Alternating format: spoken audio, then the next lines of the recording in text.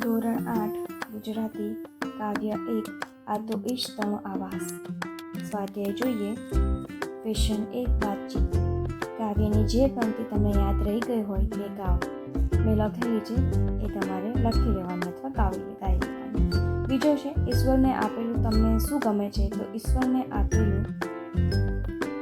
આપેલું જીવન મને ગમે છે કારણ કે જીવન છે તો બધું છે.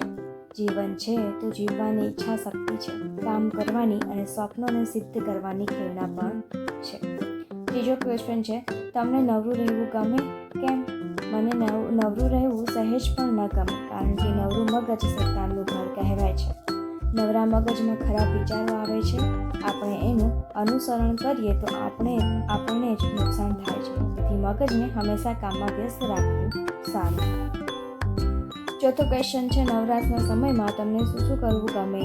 તો નવરાશના સમયમાં મને પુસ્તકો વાંચવા, વિવિધ રમતો રમવી અને પરિવારના સભ્યો સાથે સમય પસાર કરવો ગમે છે. પાંચમું, તમે મિત્રો સાથે શું વહેંચીને ખાઓ છો? તો હું મારા મિત્રો સાથે શાળામાં ઘરેથી લાવેલું ભોજન, નાસ્તો, ફળો વગેરે વહેંચીને ખાઉં છું. ક્વેશ્ચન 2 છે ઉદાહરણ વાંચો, સમજો અને બંધ બેસતા શબ્દોની જોડ બનાવો. તો આવાસ, ધુરા, ઉતાવળું, દાસ, મહેમાન, ક્ષમતા, ઘર, સેવક, અતિથિ, અધીરું, ઘુસરી, ગંજુ. ઉદાહરણ તરીકે દાસ તો સેવક એ ઉદાહરણ હતું. તો એવી રીતના જ આવાસ તો ઘર, ધુરા તો ઘુસરી, ઉતાવળું તો અધીરું, મહેમાન અતિથિ, ક્ષમતા તો ગજુ. ક્વેશ્ચન 3 છે વાક્યોમાંના રેખાંકિત શબ્દોની વાક્યનો ભેદ સમજો. આપેલા શબ્દોનો ઉપયોગ કરી આવા બીજા વાક્યો બનાવો. ઉદાહરણ આપેલું છે ટીમ ઇન્ડિયાએ આજની T20 મેચમાં મહેમાન ટીમને ધૂળ ચટાડી. મહેમાન ટીમ સામે યજમાન ટીમે જોરદાર પ્રદર્શન કરી ટ્રોફી પર કબજો કર્યો. તો જોઈએ દાસ સ્વામી, આપણે ભગવાનના દાસ છીએ. હવે સ્વામી, તો ભગવાન જ આપણો સ્વામી છે. બીજું છે હાસ્ય રુદન. હાસ્ય માટે મુશ્કેલ પરિસ્થિતિમાં પણ આપણે આપણું હાસ્ય જાળવી રાખવું જોઈએ. રુદનનું વાક્ય તો રુદનથી મન હળવું થઈ જાય છે. એના પછી ધીરજ, ઉતાવળ. ધીરજ, મુશ્કેલ પરિસ્થિતિમાં ધીરજથી કામ લેવું જોઈએ. અને ઉતાવળ, ખોટી ઉતાવળ ક્યારેક કામને બગાડે છે. પછી છે અખંડ તો ખંડિત. પેલું છે અખંડ. મંદિરમાં માતાજીની અખંડ જ્યોતના દર્શન કરીને મન રાજી થઈ ગયું. એવી રીતે ખંડિતનું વાક્ય છે મંદિરમાં ક્યારેય પણ ખંડિત મૂર્તિ સ્થાપિત કરવી જોઈએ નહીં. ક્વેશ્ચન 4 છે કાવ્યના આધારે એક શબ્દમાં જવાબ આપો. તો કોણ સ્વામી કે દાસ નથી? તો મનુષ્ય. બીજું છે આનંદથી શું ખાવાનું છે? તો એ જે પીરસે તે. ત્રીજું પોતાના કોને ગણવાના છે? એના જનને. ચોથું છે પ્રત્યેક ક્ષણે હેતને શું વેર છે? તો હાસ. પાંચમું અખંડ શું ચાલે છે? તો ચીચોળો. પછી છે છઠ્ઠું શક્તિ મુજબ શું ઉપાડવાનું છે? તો ધૂંસરી. એના પછી સાતમું છે સૌ સાથે શું વહેંચીને ખાવાનું છે? તો રામરોટી. આઠમું અમૃત જેવું શું છે? તો છાસ. પાંચમું જોઈએ આ કાવ્યનું સમૂહ જ્ઞાન કરો. તો એ તમારે સમૂહ જ્ઞાન કરી લેવાનું. ઓકે. પછી છઠ્ઠો ક્વેશ્ચન છે આપેલા શબ્દોનો અર્થ દર્શાવતી કાવ્ય પંક્તિ શોધીને લખો. ઉદાહરણ તમને આપેલું છે જગત, આ તો ઈષ્ટનો આવાસ. એવી જ રીતના સંતોષ, એ પીરસે તે ખા, તું રસથી એ આપે તે લે. સંભાવ, એના જનને તારા ગણીને એ રાખે તેમ રહે. પછી છે પ્રવૃત્ત, તું નવરો નવરે જે વહેજે. એના પછી ધીરજ, તે અથોરો નવ થાજે જાવા નવરે જે વળી ચોટી. સૌ સાથે વેચીને લજે રામની દીધેલ રોટી. ક્વેશ્ચન 7 છે જે ભાવાર્થ છે લાગુ પડતી પંક્તિ કાવ્યમાંથી શોધીને લખો. તું એનો આમંત્રેલ મહેમાન છે, તું આમંત્રિત અતિથિ એનો. ક્વેશ્ચન 2 આ તો ઈશ્વરનું ઘર છે, આ તો ઈષ્ટનો આવાસ. ત્રીજું એના માણસોને તું પોતાના સમજ, એના જનને તારા ગણીને એ રાખે તેમ રહે.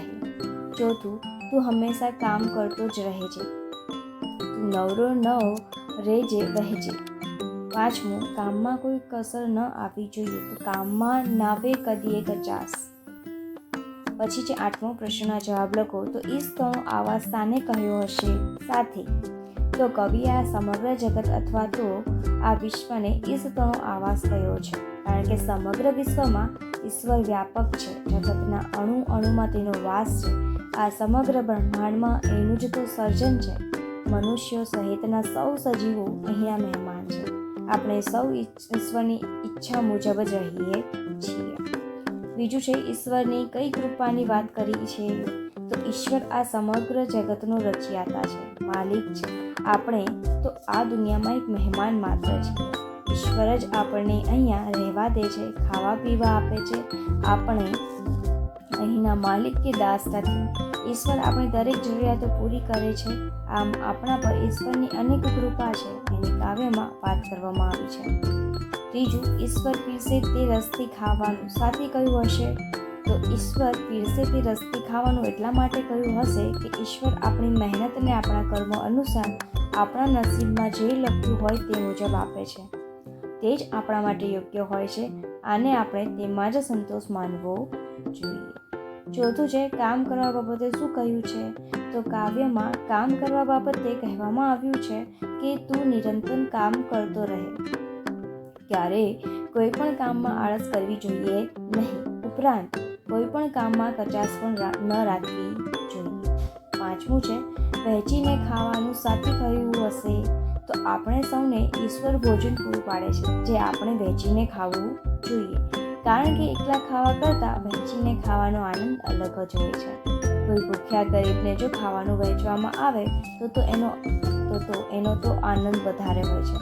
સૌ સાથે મળીને ખાવાથી છાશ જેવું સામાન્ય પીણું પણ અમૃત જેવું લાગે છે. સૌ સાથે મળીને સંપીને ખાઈએ તો ભાઈચારો પણ વધે છે. 6થું જોઈએ છાશને સુધા જેવી કેમ કહી હશે? જગતના દરેક ખાદ્ય કે પેય પદાર્થો ઈશ્વર દ્વારા આપણને આપવામાં આવે છે. એને જો તેને સૌની સાથે વહેંચીને લેવામાં આવે તો તે અમૂલ્ય બની જાય છે.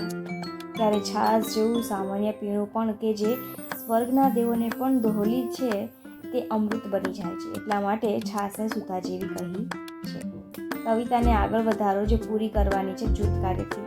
પહેલું છે આ તો ઈશતણો આવાસ, તો રહે સદા પ્રેમનો વાસ. પથરાય સદા મનમાં એનો ઉજાસ, ચાલ્યા કરે આમ જ જીવનનો પ્રવાસ. બીજું છે તું નવરો નવરે જે વહેજે, તો જ્ઞાન ગંગામાં તું સદાય ડૂબકી લેજે. જીવન સાર તું સમજી લેજે, ભેગી કરજે સારબ દુનિયામાં પછી વિદાય લેજે. તો આપણું આ સ્વાધ્યાય અહીંયા પૂરું થાય.